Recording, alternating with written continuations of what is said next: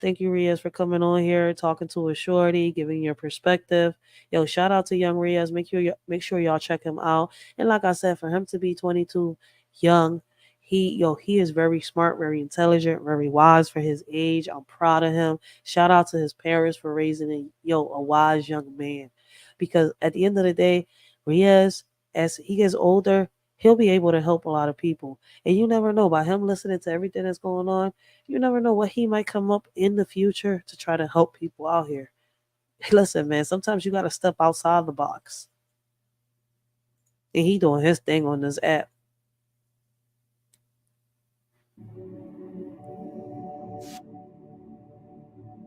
And it was actually made out of clothesline, which I would not recommend. I remember getting up at 5:30 in the morning and help my friend with his paper route. He paid me with a donut, you know? Paid you Yeah, with if a I wasn't lighting donut, somebody's house on damn. fire, or pouring That's a sugar cheap in a gas bastard. tank or something. Yeah, you went outside. You went and rang the doorbell. Hey man, you want to play? And pick up somebody sort of one house at a time until you had a posse. We go to Scott's house. Last time we saw the two of them, they were with Jennifer. Then you went and did whatever you And want. before you knew it, you had the whole neighborhood outside. When the street lights came on, we had to come home. Had to be home when the lights came on. You know, when the street lights came on. When the street lights came on.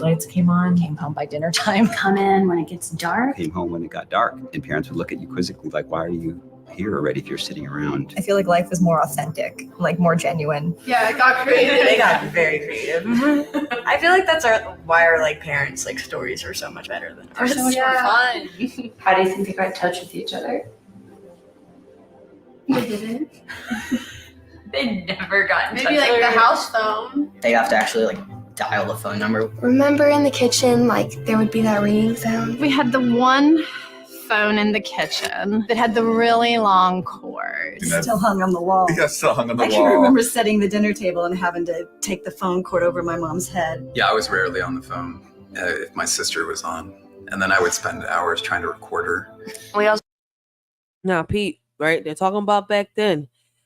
Back then, they barely used the phones, the electronics, and stuff like that. Why is it that as soon as people started using social media, you start seeing a lot more kids going missing? Peep it. I mean, when you was younger, let's be real. When you was younger growing up, did you have phones? Did you have electronics out there? Or did you go out and enjoy, Mother Nature? Was you in some type Girl Scouts, Boy Scouts, some type of camping? Was you out there playing sports? Was you out there having fun in your neighborhood, riding bikes, playing basketball? Or was you stuck on a phone or some type of game the whole time? Because a lot of us was really out there having fun. The phones and the tablets and the laptops wasn't even really a priority. If anything, a lot of us had the Nintendo DS and stuff like that when it first came out. But a lot of kids was able to put that down and go play. I mean, unless you was in the spectrum or something like that. But other than that, yeah, we had a lot of fun outside. And yes, kids went missing, right? But it was a lot more with the little white vans, the little black vans and stuff like that. Now through social media, them little white vans and the little black vans have gotten worse. Now they're not just mobile on wheels, they're virtual. And way worse than what it was back then. I always had to have quarters on us too for payphones. Like when you're out and about, it's critical. I would call my dad if I needed a ride home, if it got too dark. I remember when call waiting happened. Like, what? What is this technology? I had a pager at the tail end of college. We didn't have a phone till I was in college. Damn. Everyone from the highway to here would be on the same line. So I think we had 9 people on the line. I don't think I had a actual telephone until I was in maybe 50. Yo, the way you can have 9 people on the line was, right, you would call somebody, right? You'll put this person on a 3-way. That person will put somebody else on a 3-way. Then that person will sit here and put somebody else on a 3-way. It's like, yo, them Jones I remember that. You had to have a whole landline for that shit. But I think now you can do it on the phones now because, you can have a whole conference call. I sit here, I'm talking to you, then I come and I ask somebody else. Then, the other 2 people come and add other people on their phones. And now it's maybe you can get up to maybe thousands of people. The same way. It's the same way. Only difference is one is wireless, one is attached to a damn wall. But the wireless one is way, what's crazy? You wasn't able to locate the one attached to the wall. Now you can find somebody's location unless it's off. But the cops was able to locate the one attached to the wall. Even, you couldn't turn that location off because it's a landline. Huh. So what's worse, a cell phone or a landline? Huh. Crazy. Great. But I think if we want to sort of be more real and focus on what people are experiencing now, we probably would want to be talking about the information revolution. When I was a junior, I was taking a class and our professor was like, we are going to communicate with another college class in Sweden. And we were like, how are we going to do that? So we all went to the computer lab, stared at this black screen, and we typed in like C:\\, \\, all these numbers. I remember thinking why would anybody do this? And she had this thing called AOL, and there was this dial-up internet thing, and it was like burp, burp, burp, burp, burp. And then all of a sudden, Yo, when I first experienced those computers, I was irked. I was hyped when we first had these laptops and everything that was much faster, yo. Them damn freaking Dell computers with the little fat backs that had the little disk drives and shit like that. What was it? Are they disk drives? I think, yeah, because now they're USBs. Look, listen, these are the new disk drives right here. See? Like, I hope y'all can see that. Like, they got them different ways. These are the new disk drives, the new floppy disks. See that? These the new ones. But back then, they was like this type of little floppy disk that you used to put into the computer, yo. Real shit. I remember them Jones. sudden she's in this chat room. So, what's everyone up to today? Well, Linda Emerson called and she asked if Dasha and Pierre could help Andrew and Lisa learn about the internet. What's a web page? Something ducks walk on? Ha ha, very funny. And frankly, I remember there being almost nothing to do once you were online. It seemed really cool, and then you had no idea what to do. It didn't feel life-changing until I think much later than that. And particularly over the last 20 years, we've just seen this explosion of innovation and new technology. I do remember the first time somebody said, "You've never Googled something?" And I was like, "What's Google?" Yahoo meetups. I think they Yo, real shit. I said the same thing. What is Google? The first time I heard about Google, because I was used to Yahoo. And before Yahoo, right, in school, they used to use this it was like Yahoo or Google, right? They used to use this thing, the search engine called Ask Jeeves. I don't know if anybody knows what I'm talking about, but that was the search engine they used to use in a lot of schools here in Philadelphia. It was Yahoo and Ask Jeeves. And I think it was another one, but I can't pinpoint it right now. Yeah, it'll come to me. came before MySpace. Facebook was born like the week our oldest son was born. So when we look at him with his adolescent awkwardness, like that's how old Facebook is. What's crazy is, right, a lot of us parents, I feel as though that a lot of us parents that got into the social media trend, me included. That's why you don't listen, man. I let go of Facebook a long time ago. Even though I'm doing this live right now here, I'm streaming it, Twitter, Facebook, and YouTube. Right? I don't really go on Facebook like I used to 7 years ago. 7 years ago, I used to be constantly on that, John. I used to listen to the drama, be a part of the drama, get involved in the drama. Like, oh shit. When I had my daughter, I dropped all that shit. I don't know why, but something in me is like, I don't know. I don't know if I outgrew the app or if I outgrew social media in total, but it's like, the drama to me was getting boring. Like the people was doing dumb shit, the challenges that was starting to happen. It was like, to me, it was like, I don't know. It started really getting boring after a while. Like, I'm not into that beef shit. I'm not into that drama shit. It's like people overdo shit. And now that I'm looking at it, a lot of the bullshit was skits. It's crazy. My kids are way better at using apps and mobile devices now than I am. Kids are so intuitive with like the mobile devices. They can pick up any mobile device and it's so intuitive. They know exactly what to do with it. Just pick it up and just be like, okay, there you go. And you're just like, what did you do? I've seen kids run circles around parents. At least now I have in-house tech help when I need it. You know, technology moves quickly. It's like the Wild West. I try to keep up with the latest. By the time I'm aware of what it is, they've gone on to the next one. How do you keep up? It's something new every day. It's exhausting. You can't just like, okay, I got to vet all this and vet all this. I am not currently on any social media. The use of phones has just ramped up. I wouldn't even know how to navigate. Everything is going crazy. It's very difficult to opt out. It's already too late. The train has already left the station way before I realized, and I'll never catch up. Do I feel like I can protect my kids from the dangers online? No. Nope. They're going to have to navigate it and make decisions for themselves without me sooner than I want. Its pace has been so fast. And that's why you got to talk to your kids.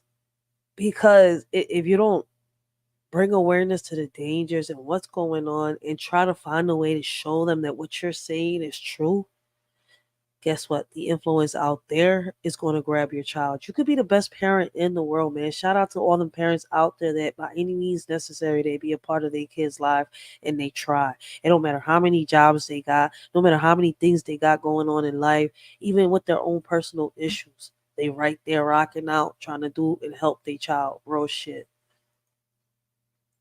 That some of the, what we'll call them guardrails that are necessary to keep an industry accountable have been set aside in the spirit of innovation. Right now, we're effectively living in an experiment.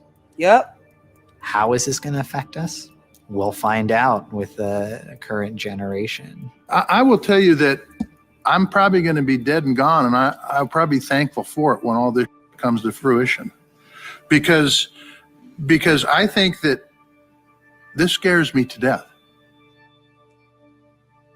You think or you know? Let me ask y'all parents out here a question, right? What scares you more? The streets out here where you can reach your child and you know what's happening, right? If you pay close attention.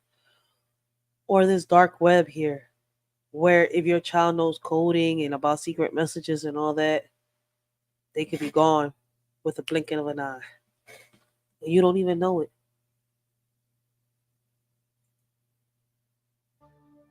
The internet is awesome. It's a great place. People use it for work. People use it for art. People use it for socializing. For me, I don't know, it's just fun to take cool pictures and just show them off to the world. I like checking up on people from that I haven't talked to since the 5th grade. You don't get to see them for a month. You can talk to them over FaceTime. Staying connected, sharing photos, and being support to one another. My partner calls it SMS parenting.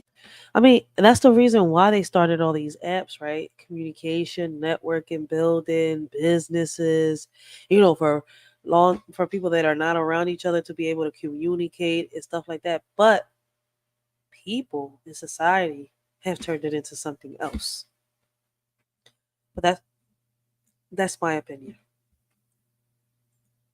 Because I just text them. Of course, the educational opportunities. Having the internet at my disposal, I can search anything. What did I have? I had the World Book Encyclopedia. Just feeling a sense of security and safety with the ability for the location tracking feature. Yeah, it's letting everyone know where we are and stuff, to make sure everyone's safe. Or if he's at a friend's house, I could call. Are their parents home? It's actually been a way that we can keep track of them out there in the real world where things really are scary.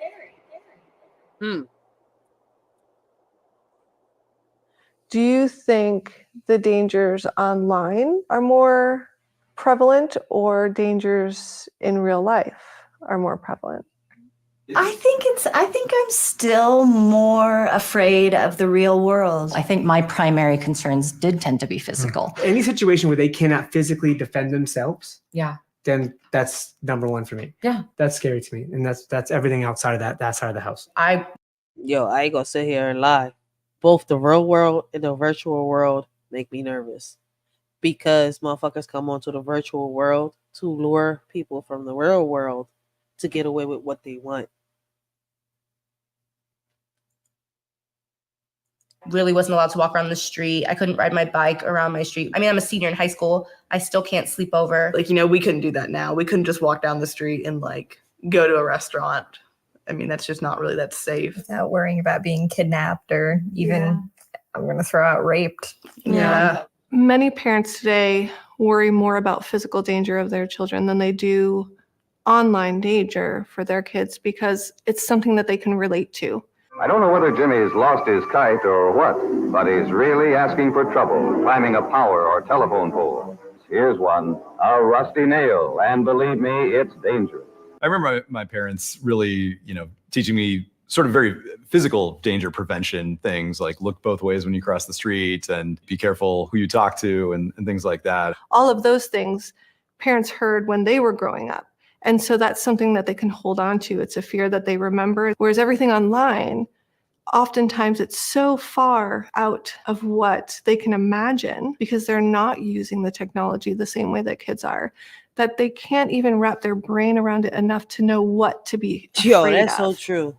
The greater danger is definitely mental versus physical in this world.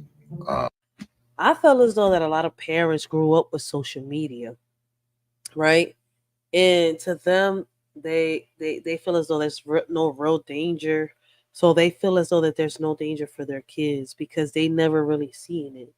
To a lot of people, like, okay, the world is a stage. So the stuff that we see here on social media is also a stage without realizing that people use this social media apps to do way more than just to entertain people. Real shit. And see it. I see it. The biggest issues that have come up with our kids have all been mental. We've already been introduced to sexuality, cyberbullying, marketing and persuasion. The dangers for my kids that are more present are way more mental and emotional. I think parents are aware that there are mental dangers out there, but I feel like we're constantly, as parents, you just tend to think that probably won't happen to my kid. Statistically speaking, our world is much safer outside in the neighborhood. Those physical dangers are much. But are they really safe outside in our neighborhood?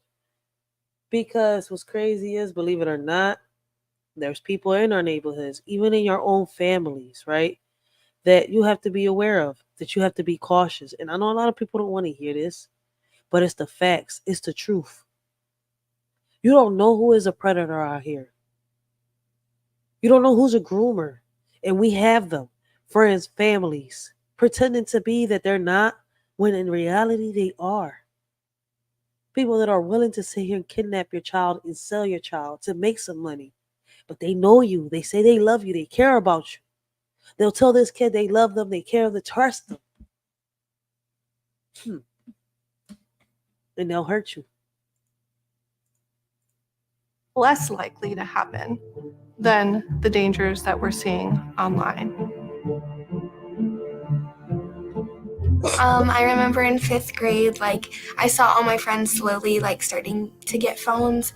And I was like, well, I want to be able to text my friends. I want to be able to, do, fun things on your phone. It's a fun thing. When Annabelle was 5, I gave them their first iPod. I was 11 when I started feeling pressured. Even before that, people had cell phones. Kids are ostracized. By the time they hit middle school, they go in at 6th grade. Almost everyone has a phone, and if you don't have a phone, then it's almost like a bullying thing. You can do better than your peers if you have access to some social media that allows you to engage and know when things are happening and that you don't miss out. Peers judge other peers by their knowledge of what's happening. Certainly in the last 5 years, we've seen kids' usage of devices continue to increase. We've also seen kids getting devices younger and younger. The rates at which they're experiencing certain types of problems continues to increase. I'm Kellyanne. I have worked in multiple different areas with teens, Children's Hospital, a nonprofit. I met this group of girls when they were freshmen, and I have been with them now for 4 years, so they're seniors. They have access to me 24/7. What's the max amount you think in one day in the past 3 years? If you had picked the one day you spent the most time on your phone, how long do you think it was? Oh, I'd say 18 hours? maybe. Say 5. The last 2 months, it's been 8, 9. 10, 11 hours a day. Yeah, maybe like 12. So in the past 10 years or so, the time that they're spending on them has skyrocketed. On average, maybe 7 hours a day. Oh shit, I was on mute. So I've asked this question before, right? How much time should our kids spend online, on social media, on the phones, the tablets, the games per day? What age should you let your child actually walk around with a phone that's theirs? Do you believe that a child under the age of 15, 16 should be walking around here in these streets with a phone of their own? And what's crazy is, right, a lot of these phones do have that GPS tracking. And if something happens, we could, find the location of where your child was last or where your child is at the current moment, right? So there's pros and cons to, a child having a phone, but there's more cons to them having that phone.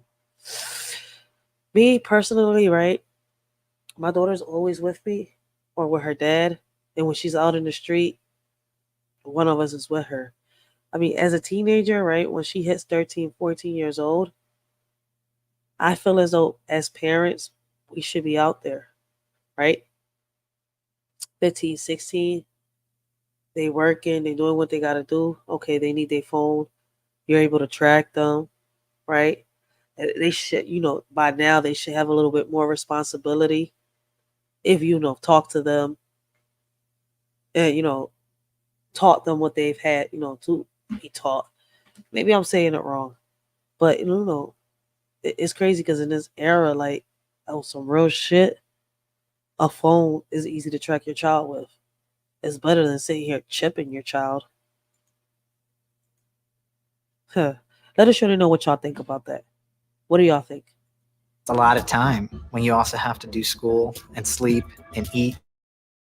Work shift. There's a lot to do on your phone. Like, you can text people, you can play games, take videos, take pictures. There's a lot to do. We've always had these things that captured our attention, but there is a certain level of precision with which today's technology hones in on our neurology and the way that we are wired. Social media and other internet platforms make their money by keeping users engaged, and so they've hired the greatest engineering and tech minds to get users to stay longer inside of their apps and on their websites. I use Instagram, Snapchat. Snapchat, and TikTok. 2 Instagram accounts. I can just scroll for hours on end. I use Instagram, Twitter. Instagram, definitely. My favorite, Snapchat. If I was to delete Snapchat, I don't think I would hang out. I don't know what's going on with Snapchat. There's stuff called TikTok.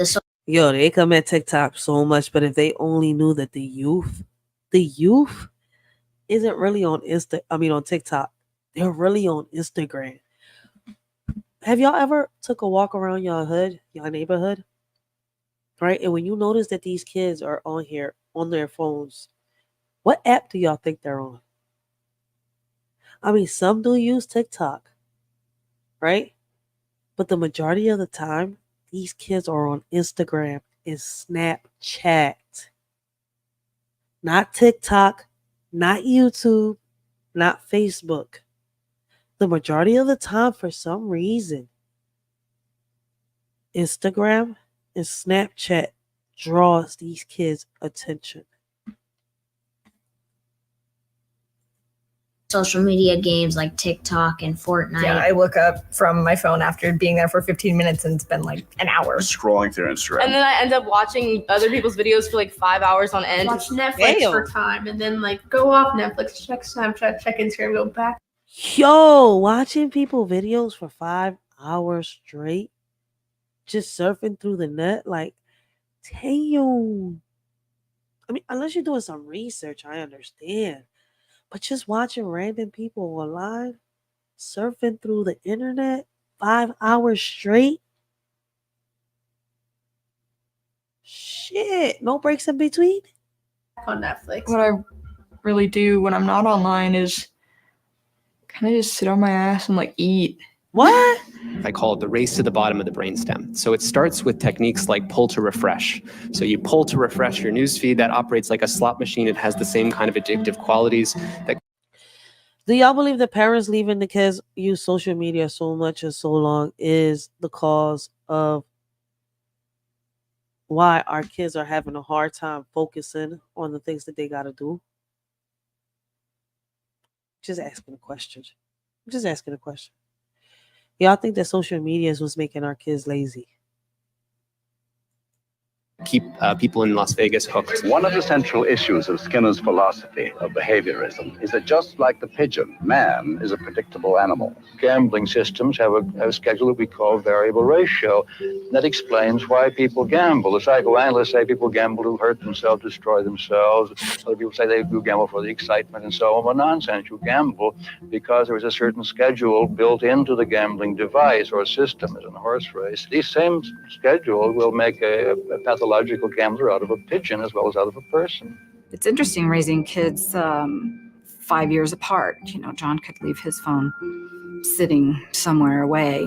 We've noticed that Jack's generation is of kids, they can't do that. They're so completely tied to their phone and they don't even know life without a telephone. Typically when I get bored, I do pick up my phone. I tend to switch apps every 30 seconds to a minute. They will literally melt their brains before they got off the device.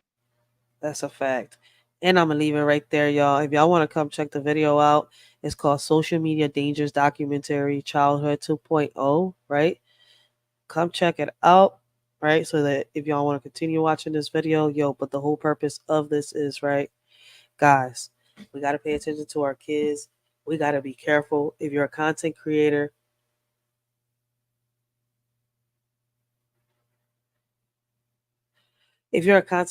be careful with the subscribers and the content creators that, follow you and are in your chats.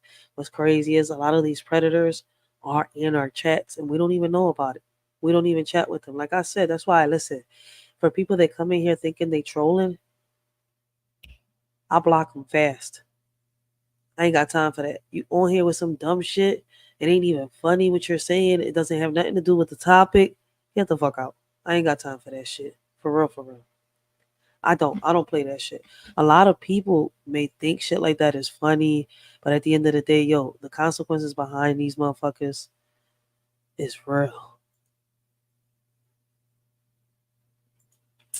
So let us shorty know what y'all think. How much time do y'all think that, our kids should be on social media? How much time should they have on social media? What age do y'all think that kids should have their first phone? For me, I feel as though they should have their first phone for them, like theirs of their own, when they start working, for real. But not everybody thinks like that.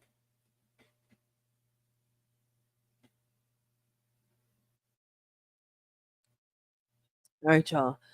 I just wanted to bring awareness to what was going on and talk a little bit about the grooming situation. Let people know to be aware in their, chats with these subscribers, these content creators that pop up out of nowhere. But what we're going to do is, right, we're going to